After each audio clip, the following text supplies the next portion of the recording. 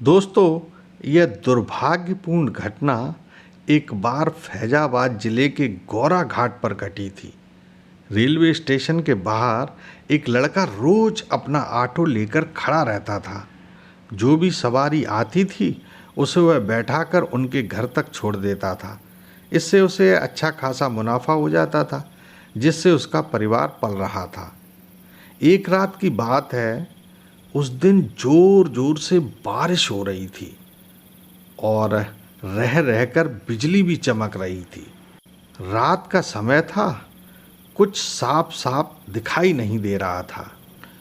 अब वह निराश होकर वापस अपने घर लौटने की सोच ही रहा था, तभी उसे याद आया कि 1 घंटे बाद एक पैसेंजर ट्रेन आने वाली है और फिर वह वहीं रुककर इंतजार करने लगा।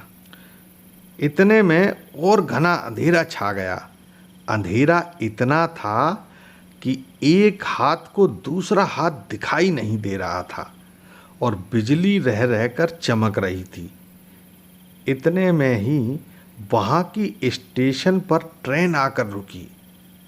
उस ट्रेन में एक सुंदर सी लड़की बाहर निकली, जिसकी उम्र 19 या 20 साल रही होगी। उसके कंधे पर बैग और हाथों में सूटकेस था। उसे देखकर ऐसा प्रतीत हो रहा था मानो आसमान से कोई परी जमीन पर उतर आई हो। वह सीधे मेरी तरफ आकर रुकी और बोली, मुझे विक्रमपुर जाना है, क्या आप मुझे वहाँ तक छोड़ देंगे? मैंने बोला, मैम साहब, अगर आप अभी चलोगी तो 500 रुपये लूँगा और अगर सुबह चलोगी तो मैं आपसे 200 रुपये ही लूँगा। लड़की ने बोला, आप 500 रुपये ले लेना, लेकिन मुझे अभी पहुँचा दो। मैंने बोला, ठीक है, पहले आप 500 रुपये निकालो, फिर ले चलूँगा। उस लड़की ने कहा कि देखो भैया, अभी तो मेरे पास सिर्फ 300 रुपये ही हैं, इसलिए इसे ले लो और अपने घर पहुंचने के बाद मैं आपको 200 रुपये और दे दूंगी। ऑटो वाले ने बोला, ठीक है, और मैं उस खूबसूरत लड़की को उनके घर ले कर चल दिया। घर पहुंचने के बाद मैंने उनसे कहा, मैम साहब आप जाओ और बाकी के पैसे लेकर आ जाओ। मैम साहब अंदर चली गई। लगभग आधा 1 घंटा बीत चुका था, वह अंदर से बाहर नहीं निकली। तो मैंने सोचा, चलो मैं ही अंदर जाकर पैसे मांग लेता हूँ। अब तक रात के करीब 3 बज चुके थे। जब मैंने घर का दरवाज़ा खटखटाया तो अंदर से एक माताजी ने अपनी आंखें मलते हुए दरवाज़ा खोला। इतनी रात को एक अजनबी द्वारा दरवाज़ा पीटने पर उन्होंने पूछा कि आप कौन हो और इतनी रात को मेरा दरवाज़ा क्यों पीट रहे हो, और ये मैम साहब कहकर किसे आवाज़ लगा रहे हो? मैंने कहा, जो अभी थोड़ी देर पहले मैम साहब आई थीं, उन्होंने मेरा पूरा किराया नहीं दिया, इसलिए मैं अंदर आया हूँ। माताजी ने बोला कि यहाँ पर तो केवल मैं और मेरे पति रहते हैं, यहाँ पर तो कोई मैम साहब नहीं रहती। हाँ, कुछ बरस पहले यहाँ पर मेरी बेटी ज़रूर रहती थी, जो अब नहीं है। मैंने पूछा, क्यों माताजी, अब वह कहाँ रहती है? बात करते करते सुबह हो चुकी थी।